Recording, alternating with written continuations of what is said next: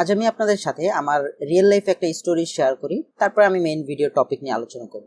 মানে আমার প্রথম পর্যায়ের দিকে যখন আমি ডিজিটাল মার্কেটিং লাইনে আসি তখনকার একটা ঘটনা শেয়ার করতেছি। যে আমাকে হচ্ছে একটা শার্ট কোম্পানি তাদের একটা শার্ট আমাকে দেয় যে ক্যাম্পেইন চালানোর জন্য। তো আমি যখন হচ্ছে অ্যাডসটা চালানোর পরে ভালোই প্রথমে হচ্ছে 6-7 দিন ভালো রেজাল্ট আসতেছিল। তার পার ডে সেল হচ্ছে 50 থেকে 70টা এরকম এভারেজ সেল আসতেছিল। তো যখন হচ্ছে 7 থেকে 8 দিন চলে গেল, ক্যাম্পেইন আমার হচ্ছে ক্রিয়েটিভ ছিল তখন দুইটা, একটা ভিডিও একটা ইমেজ। তো সেখান থেকে ভিডিও থেকে ভালো রেজাল্ট আসতেছিল। তো এরকম হচ্ছে 7 দিন যাওয়ার পরে হয় কি যে সেলটা একদম ডাউনফল করে একদম প্রতিদিন 20টা 25টা অথবা 15টা সেল একদম খুব কষ্ট করে হচ্ছে, কিন্তু বাজেট কিন্তু আমার সেল বাড়তেছিল না। তখন কি হলো যে আবার ক্যাম্পেইনটা চেঞ্জ করলাম, নতুন করে ক্যাম্পেইন দিলাম, কিন্তু কোনোতেই কোনো কিছু হচ্ছিল না। পরে গিয়ে দেখলাম যে অন্য আর একটা ব্র্যান্ড সেম শার্ট তারাও ক্যাম্পেইন লঞ্চ করছে। তো তারপর কি হলো যে আমি বুঝতে পারলাম যে আসলে প্রবলেমটা কোথায় হয়েছে। মেইনলি আমরা অকশনে হেরে যাচ্ছিলাম। আমাদের যে বাজেটটা ছিল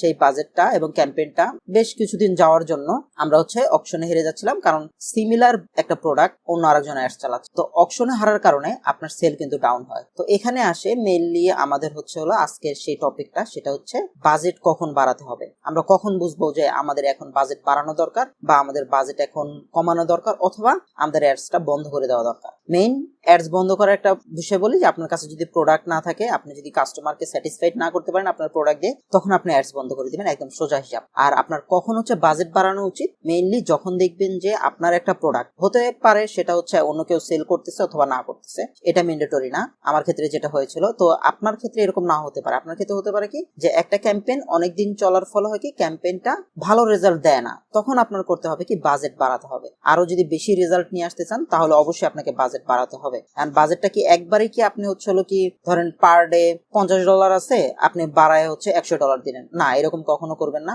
আপনি অতিরিক্ত হলো 15 থেকে 20% হচ্ছে বাড়াতে পারেন যদি আপনি কম বাজেট রেঞ্জের হচ্ছে অ্যাডসটা চালান। আর যদি আপনি হচ্ছে $500 বা $1000 অ্যাডস চালান, সেই ক্ষেত্রে আপনি ধরেন 1000 থেকে 1500 যেতে পারেন, আবার 1000 থেকে আপনি 700 চলে আসতে পারেন বা 500 চলে আসতে পারেন। কিন্তু যখন আপনি কম রেঞ্জের বাজেটে অ্যাড চালাচ্ছেন তখন অবশ্যই আপনাকে কিছুটা করে বাড়াতে হবে। নয়তো হবে কি ওই যে আমরা প্রথমে আলোচনা করেছিলাম যে অ্যাড লার্নিং মোডে চলে যায়, এই লার্নিং মোডে চলে যাবে। যদি হঠাৎ করে আপনি $50 অ্যাডস $100 দেন, তখন ফেসবুক করবে কি যে শেখা শুরু করে দিবে, তখন আপনার অ্যাডসটা আবার লার্নিং মোডে চলে যাবে। তো এই লার্নিং মোডে গেলে কিন্তু আপনার সেলটা আবার কমে যাচ্ছে। তো এই জন্য আপনার করতে হবে মেইনলি যখন আপনি বাজেট বাড়াবেন কম বাজেটের অ্যাডস গুলো, তখন হচ্ছে ধাপে ধাপে বাড়াবেন।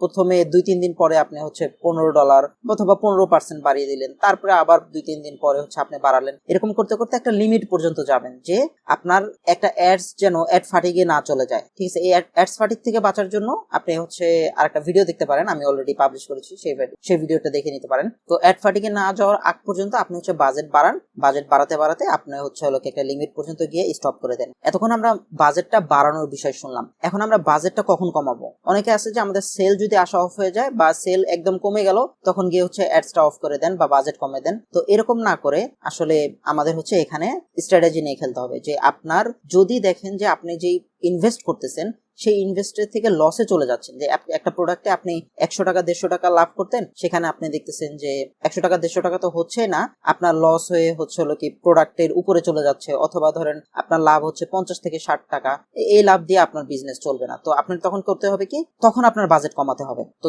আপনি আরেকটা সহজ ফর্মুলায় হিসাব করতে পারেন, সেটা হচ্ছে আপনার মোট রেভিনিউ, আপনি অ্যাডসটা রান করে কত টাকা আর্ন করতেছেন, এবং আপনার প্রোডাক্ট কস্টিং, যে আপনি 100টা প্রোডাক্ট তৈরি করতে যদি আপনার হচ্ছে 100 টাকা খরচ হয় এবং আপনি যদি দেখেন যে সেল করতেছেন হচ্ছে হলো 120 টাকা, সেই ক্ষেত্রে আপনি হচ্ছে অ্যাডসটা অফ করে দেন অথবা বাজেট কমিয়ে দেন। হুট করে বাজেট কমাবেন না। আপনি যদি বাজেট বাড়াতে চান অবশ্যই 2-3 দিন ওয়েট করে বাড়াবেন, এবং বাজেট কমাতে হলো আপনি 2-3 দিন ওয়েট করে কমাবেন, এবং অবশ্যই দেখবেন যে আপনার লাভটা যদি ওইরকম ভাবে না আসে তখন আপনি বাজেট কমাবেন অথবা অ্যাডসটা অফ করে দিবেন। তো আশা করি আপনার হচ্ছে বাজেট কমানো বাড়ানোর বিষয়টা নিয়ে আপনি হচ্ছে ক্লিয়ার হয়ে গেছেন। যদি আপনার এই ভিডিওটা উপকারে এসে থাকে বা আপনি যদি কিছুটা হলেও নলেজ গ্যাদার করতে পারেন, তাহলে অবশ্যই এই ভিডিওতে লাইক করে দিবেন। আর এরকম আরো অনেক ইনফরমেশন পাওয়ার জন্য ইউটিউবে দেখে থাকলে সাবস্ক্রাইব করে দিন, আর সোশ্যাল মিডিয়াতে দেখে থাকলে ফলো করে দিন। ধন্যবাদ।